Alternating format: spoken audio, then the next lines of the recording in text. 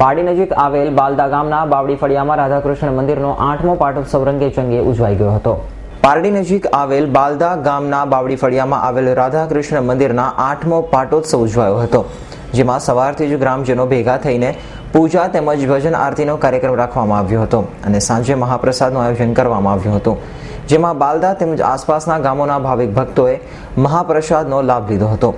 આ પાટોત્સવ દર વર્ષે ગ્રામજનો ઉજવતા આવ્યા છે અને જેમાં ગ્રામજનો ઉદાર હાથે પોતાના દાન જાહેર કરતા રાધે કૃષ્ણ મંદિરના પાટોત્સવની ઉજવણી પ્રસંગે બાલદા ગામના સરપંચ રણજીત પટેલ, માજી સરપંચ કિશોરભાઈ પટેલ, હરેશભાઈ પટેલ, ચંપકભાઈ પટેલ, નટુભાઈ આહિર તેમજ ગામના યુવા મિત્રો મોટી સંખ્યામાં હાજર રહ્યા હતા.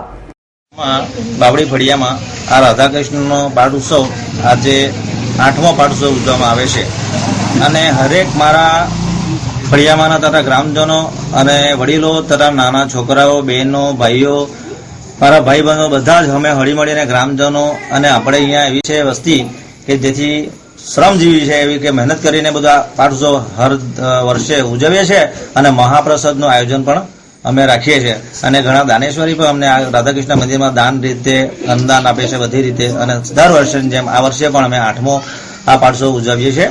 હળીમળીને બધા શુભ પ્રસંગ. સવારથી શું કાર્યક્રમ રાખવામાં આવ્યો હતો?